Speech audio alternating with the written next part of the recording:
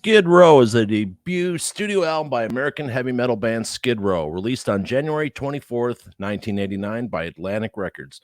After signing with manager Doc McGee, Skid Row signed with Atlantic and began recording its debut. The album was recorded in Lake Geneva, Wisconsin with producer Michael Wagner and received mixed reviews upon its release. The band toured behind the album mainly as an opening act, supporting Bon Jovi and Aerosmith in 1989 and 1990. Let's go on the record and talk about one of the greatest debut albums of 80s hard rock with my co-host, Fred Bonanno. What's Hello, up, sir? Vince, how are you? Good, Happy man. How you Cinco de doing? Mayo. Cinco de Mayo. There you go. I have Get coffee. a couple PSAs out of the way. We said happy Cinco de Mayo. Happy 75th birthday to legendary drummer Bill Ward from Black Sabbath. There you go. Happy birthday. And tomorrow, super happy birthday to my mom, who's turning 100 years old tomorrow. Absolutely. Big cheers. Yeah, we have a nice little blowout party for her tomorrow. So Absolutely. amazing. I will be there. All right, we're looking forward to it. So how does it feel to have a mod that's 100 years old? I mean, that's pretty cool. You know? That's what everybody says to me. They go, "You think you're going to make 100?" They go, "No way in hell. No way in hell. That's 34 more years for me. No way." You never know. Give me the 80 and I'll be happy. 8. Yeah. 8. But so on the record we have rotating co-hosts, and Fred here is a metal head. So we're gonna, when Fred's on, we're gonna do classic metal. We're gonna do, contemporary metal. So not so much of the Cookie Monster rock as Fred likes to call it. I'm not a fan of screamo, but hey, if you like it, more power to you. It's just not my thing. But so one of the first albums that you chose was Skid Row. Yeah, when you talk about debut albums, I mean, and we'll get into best debut albums of all time maybe a little bit later in our segment. When you talk about debut albums, is there an album, Skid Row? Every song on here is a great song. I mean, There's not a dog song on here. They start out with Big Guns, and from there it's one of those. If you didn't know who Skid Row was and you bought the album or the CD and you put it on, you'd just be blown away by the first song till the very last. Oh, yeah. And Sebastian Bach, in my opinion, is one of the greatest metal singers of our time. It's just a shame the band couldn't get along and stay together, because I think they could have did some unbelievable. Hey, but you know what? That's why they produced the music they did. I'm a great believer in friction creates a spark. Yeah, well, they had their share of friction. They did have their share of friction. Right. But so just want to remind everyone, we live stream on Saturday night. We also do tunages on Wednesday, Thursday, Friday. So if you have a band with 50 followers to 5 million and you got a music video, hit us up. We'll react to it. So back to Skid Row, released in 1989. You got Sebastian Bach on lead vocals, Dave Sabo on guitar and background vocals, Scotty Hill on guitar and background vocals, Rachel Bolan, bass and background vocals, and Rob Afuso on drums. So for people who don't know the story of Skid Row had a different singer. They got signed, booted him, and then all of a sudden, Sebastian Bach was leading a signed band, and what a great position to walk into. And Sebastian Bach, you know how we all found the music back in the day. Someone on Fridays, they'd come back after getting their paycheck. They'd cruise back as fast as they could from the record store and pop on whatever they just bought.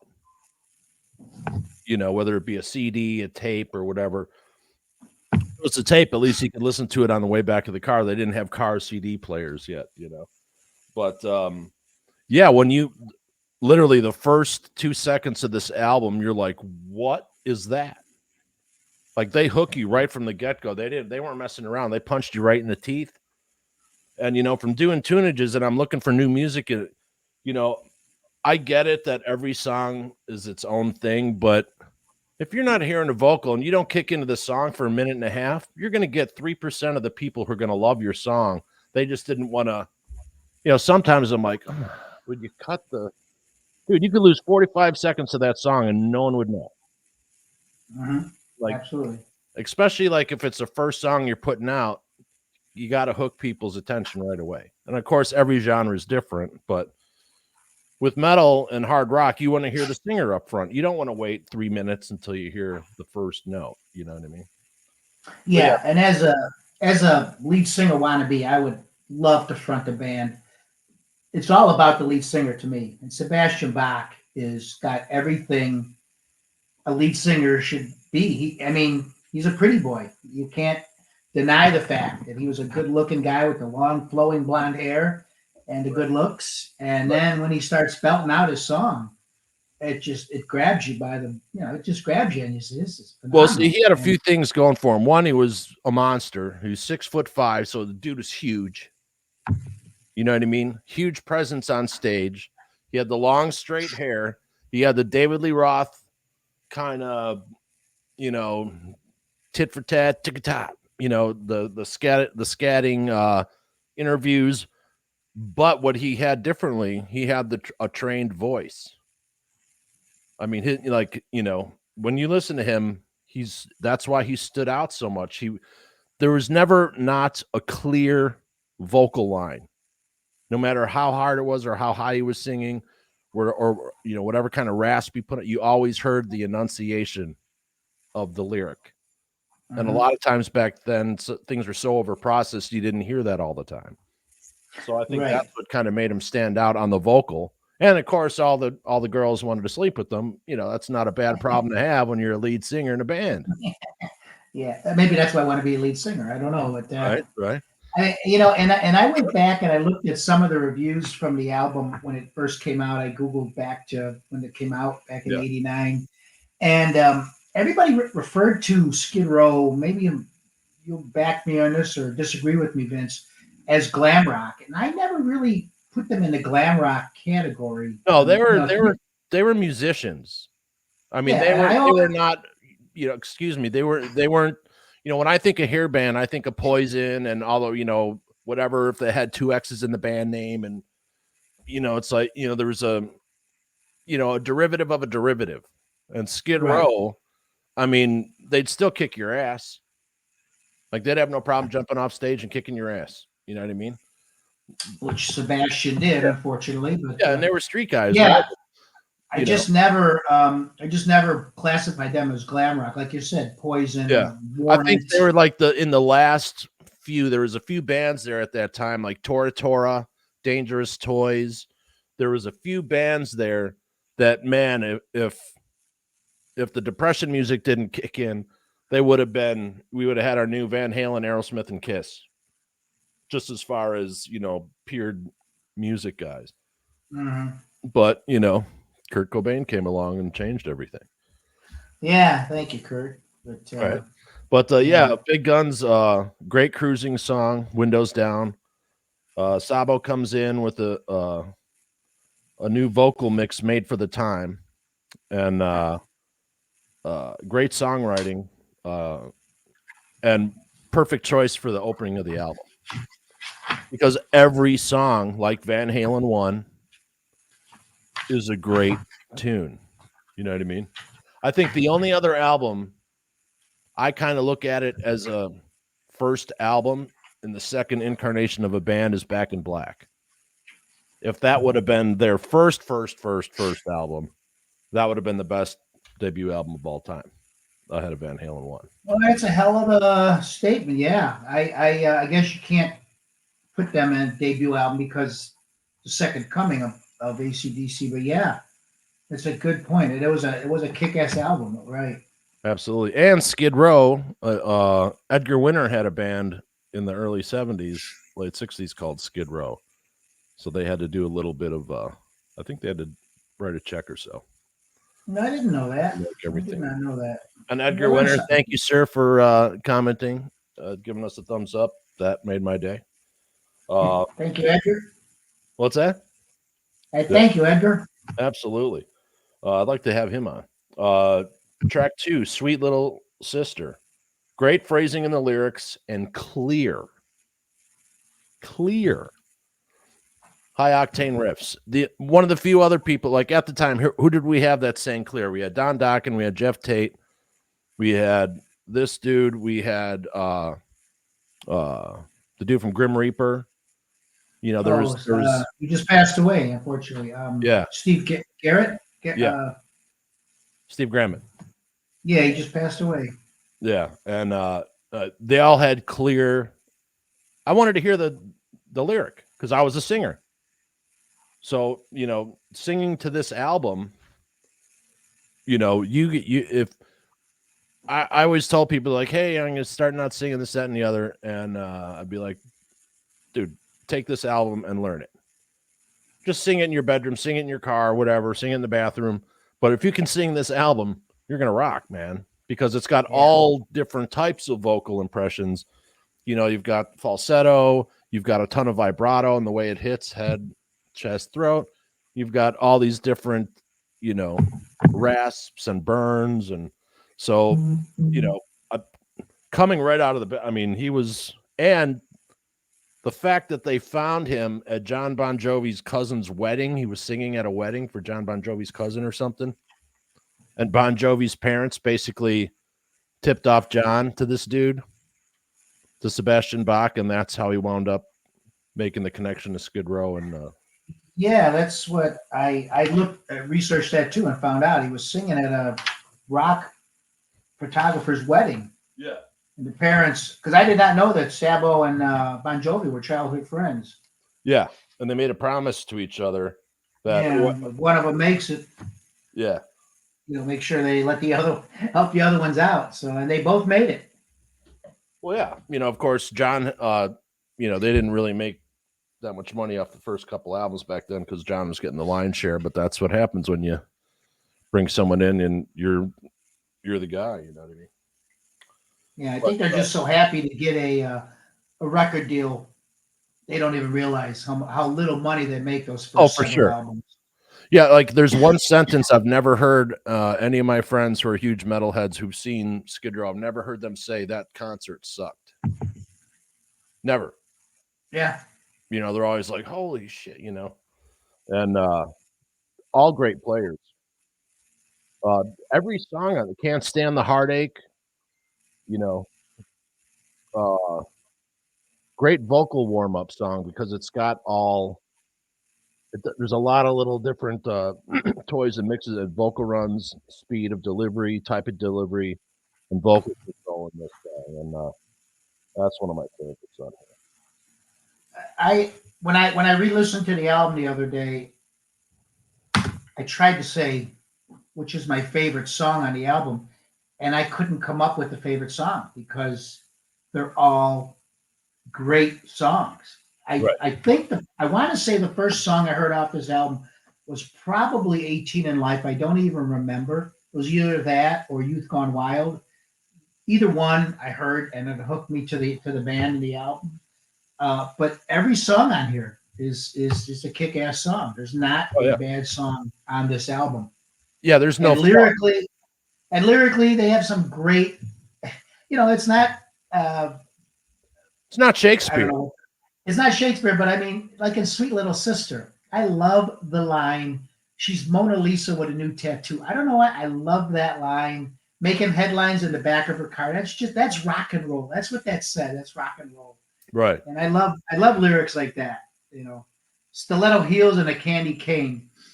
That's rock and roll. That's what this is all about, and that's what Skid Row did with this album. Well, yeah, and that's the whole thing with like metal back in the day was about partying, having a good time, getting laid, hanging out with your buddies, you know. And then when they went to grunge, it wasn't about that. It was poor me, I'm a millionaire rock star. But you know, it was just it was just a difference. You know, that's all. You know, you got to change gears every once in a while. But it was getting so diluted.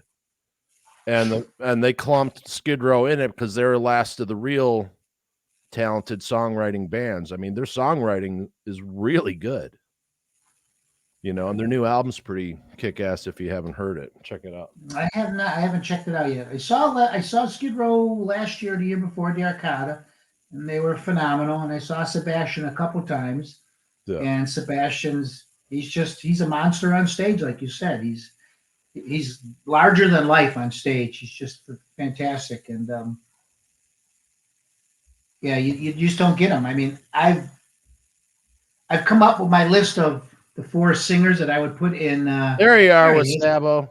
There's Sebastian on his bus. That was on the tour bus. He spent like a good half an hour with us on that bus, just hanging with us and talking music.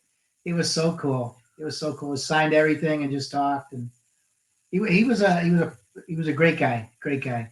Now, if you anybody out there read the book, Sebastian Bach, 18 in Life, which is a great book. He doesn't talk much about Skid Row in that book. Yeah. And I don't know if it's because he can't or if he's just that bitter. I would say most likely he can't due to contractual something, or that's for book 2, or he's also been angling for a reunion, so it's best you just zip it on that part of it. But on the other, they don't. I mean, okay, Skid Row had like I get it. You know what I mean? Like Sabo probably wants to come back and reunite with it. I think other guys are like, we're good. You know, I mean, they haven't been playing with the guy for how long now? You know what I mean? But I don't know. What are you gonna do? So speaking of that, track number 4, Piece of Me, best bass line of that year. Dirty opening with the polished vocal roll, fun song, party song of '89, great lead, riffs, and a sexy groove. Piece of Me, the girls loved that song. You know, when the girls would all get up and dance, you knew the song was a banger. You know, but and then we get to, of course, 18 in Life. The ladies are swooning. You're almost compelled to sing along with the song when you hear it now. You know what I mean? Like you'll catch yourself and you're singing along with it. It paints a picture. It's a Storytelling. somber, serious song of a hardship of Ricky, and there's no mention of love in there except when they talks about marrying trouble. And again, one of the great lines in there is another great line in there. Hang on here, hang on. Yep. Pages are stuck together. I mean, it's a very dark and thought-provoking song. Oh, and you got a line in there that says, "That child blew a child away." That's just it tells you what the story's about, and it's Ricky was a young boy. He had a heart of stone. At light, he worked at night and worked his fingers to the bone. You know, right? It's just a dark song, but it paint and Sebastian's emotion. His thoughts poured gasoline. Yeah, I mean that everyone knew that guy. You know what I mean? Everyone had a friend or two like that. You're like, damn. Yeah. You know? And what a great, I mean, you are literally compelled to sing along with the song. You'll find yourself halfway through and you're, down the highway. Yeah. Rocking it out. A great song structure in this. And the storytelling, we've seemed to have lost a lot of that. Like we just lost by chance this week one of the greatest storytellers in music, Gordon Lightfoot. It's weird that I would bring up Gordon Lightfoot in a heavy metal video, but it's about telling a story. And all great songs tell a story.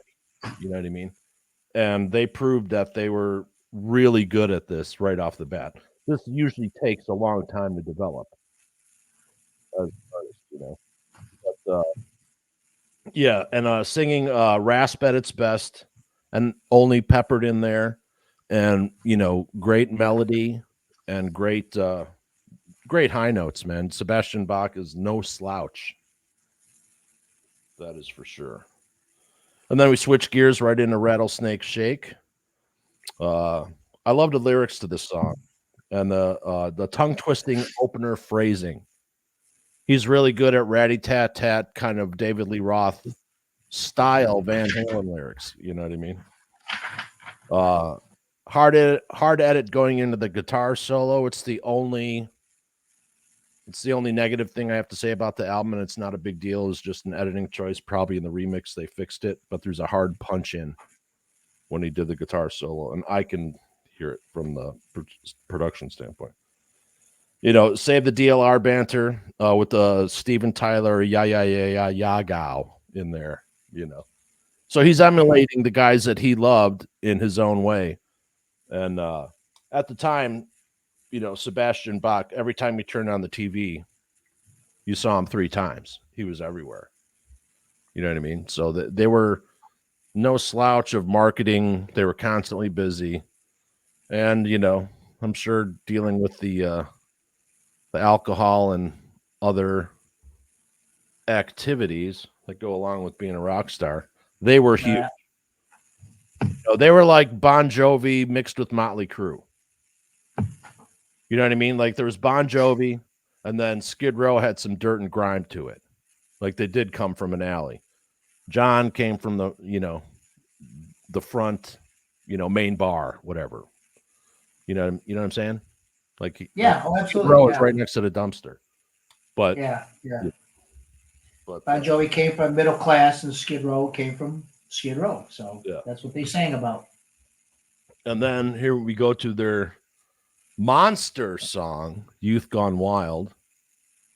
I mean, this was the anthem. Like when this song came out, like I said, you hear the first 2 seconds and you're like, dun-dun. What is this? Dun-dun. And you're like, what? And then the vocal hits. And if you didn't hear this band before, this is the first song that I heard from them. So if you didn't hear that, and all of a sudden you're like, who the fuck are these guys, man? Because they just blew you away. But and I don't remember the first song I heard from them. It was either this or 18 on Life. Either way, this is a kick-ass song. It pulls you in and grabs you. Yeah. And you have to find out more about this band. And it's a great song for singers because there's a lot of quick, short in the lyrics, and there's other things. There's floaty, the whole thing is, a great song. It's an anthem, well written, and drums are killer on this song. Back in the day, drums had a particular place, but people were spending millions of dollars recording albums they didn't need to do. Some of the best albums recorded 7-8 days, and all of a sudden turned into a year, $3 or $4 million. Company siphoned money off the band. It's never paid off. They're constantly in debt. But so then we move on to Here I Am. Another great riff. It is. It's a great riff and a great little chorus. Yeah. We kind of stretch out of Here I Am. It's a great sing-along. It's a great sing-along song. The rhythm section's really tight in this tune. Yeah, it's not the heaviest one on here, obviously, but it's just a great sing-along. And they have the signature background vocal that's signature to Skid Row. And they almost have like some country riffs as the foundation of this song, with the hectic rhythm part over it. The backing chords are kind of country, which was interesting. And I, of course, when we do on the record, we actually listen to the album today, now, or within last week or two, and then because you remember things differently. Like there's some songs that I used to not like on records that I now love because I heard them in a different way because I'm 54. You know what I mean? It just makes a difference, but to me anyway. And then of course one of my favorite, Making a Mess. That's me. Doug the lyrics. You've all been down there, yeah. Yeah. And I kind of spaced out during. I don't have any notes for the song because I spaced out and was rocking out. I was playing air guitar.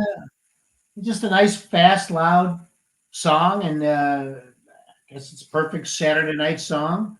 Yeah, get out there, crank it up, making a mess. I mean, everybody's made a mess. Everybody's done it. It's a song we can all relate to. It's just a great Saturday night song. Right. So let the be a reminder to you. Warm towel, ladies and gentlemen. So then here we go to their second ballad. Like that was pretty ballsy to put two ballads. Usually you had to have a ballad because of Motley Crue's Home Sweet Home. You had to have a ballad after that. But they put two ballads on it, and it's better than the last ballad. And their first ballad was incredible. And so I remember you. In the book, Sebastian said they did not want to put this out there. That Really? Snake said, "We can't do this song. It's not us." And the record company loved it and said, "This is going to be a big hit for you." And it was a huge hit for him. Yeah. It got him, I think, what did it take number one? It might have got number one on the Billboard. I'm looking in the notes here. That was a huge song for them. What angsty teenager never had that first line happen to them? Woke up to the sound of pouring rain. When I whisper, I dream of you. You know what I mean?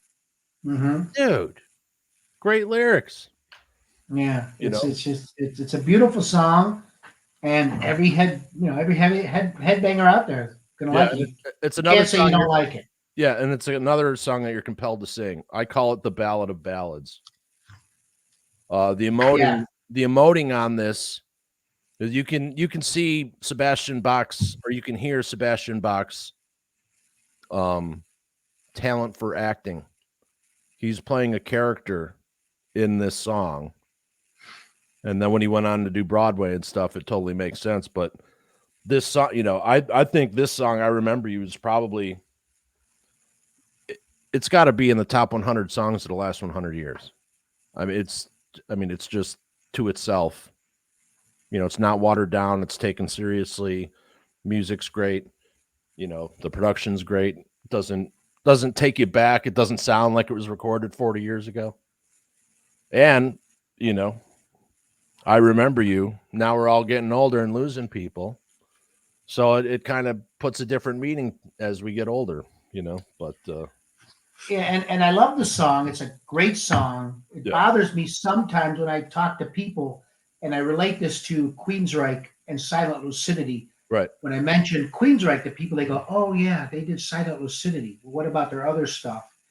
Oh, and a lot of people go, "Skid Row. Oh yeah, I Remember You." Did you know about the other music they did? But I guess whatever it takes to get you out there. Well, yeah, you had people, but you had people being exposed to it who are listening to Science and the Cars and Huey Lewis and all the other, lower, lower on the hard edge scale, of course. Well, remember when Extreme did what was their song? More Than Words. Extreme. Yeah, remember when they did that? They were on Light FM. Their new album. Oh my God, I love this band, and then they go, "Wait a minute, they're a rock band." Their new album is amazing. Extreme's new one? Yeah, dude. Probably the best guitar work we've heard since the last Van Halen album. No. Really? Yeah, Nuno Betancourt's out of fucking control. Yeah. Okay. And he just sprained his knee and finished the he walked out on stage to take a bow on crutches last night. So yeah, check it out. We've got a I will check that out. We did a tunage on Extreme Rebel, and that was last week, and we had to redo the one. Something happened. I don't know why I only posted 10 seconds of the video, but we'll get that back up there. Anyway, I Remember You. This song is one of those songs that will be played 200 years from now. Yes, absolutely. It'll be up there with Bach. See what I did there? I'll be back. I'll be back. But guys will be getting laid to this song for years. And here's the thing too. Like if you listen to the lyrics, a lot of it is time specific. So they're gonna have to spend. Here's the thing: they won't necessarily understand the lyrics, but what they will understand is the emotion that he's emoting from singing the lyrics. Yeah, that'll overcome whatever that is. But then we think back in the days when a guy brought his girl and put that on and was doing the nasty with her. She was envisioning Sebastian Bach in bed with her, and the guy's just getting lucky because Sebastian. Pretty much. Yeah. What do you knew? But the let's so Midnight Tornado, you know, another great tune. And you know, like what I said, what stands out about this album is the clarity of the vocals, and the album cover is a nice gritty album cover. You really can't make out who they are. And I think they're trying to hide Sebastian Bach's Pretty Boy thing at the beginning. They tried to make him look as dark, but once you heard the music, it's like, holy shit, these guys are amazing. You know, they're great on stage. And but everyone has a I don't know. Everyone has their own discernible look in Skid Row with the nose chain and everything. Man, that had to be annoying after about 20 years, I'd say. But you know, good for these guys. But yeah, so what do you got to say as we wrap up Skid Row?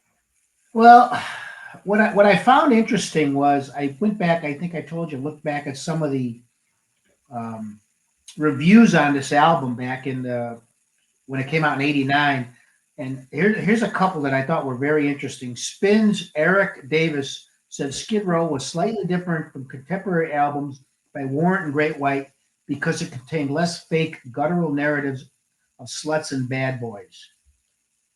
And then the Los Angeles Times said they found the record highly unoriginal and lacking any lyrical substance or musical integrity. And then another review said it's offensively sexist, if only by heavy metal standards. So I think you mentioned earlier in the beginning, they didn't come out to great reviews. And the album wound up selling over 5 million. Well, you know, I mean, we're kind of critics, but fuck the critics. You know, Yeah.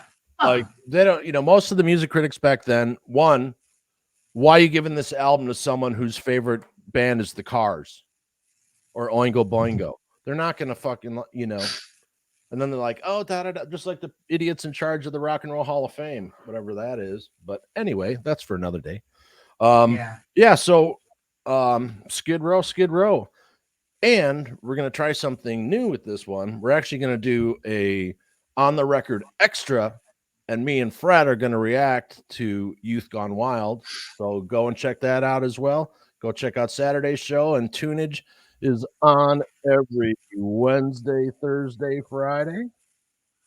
And this has been on the record, Skid Row track by track with my buddy Fred Bonanno. What's going on? If I can figure out how to. There we are. You know, I just switched to a standing desk, so things are a little out of place more than normal. So, anyway, that's all I got to say until the needle touches the vinyl.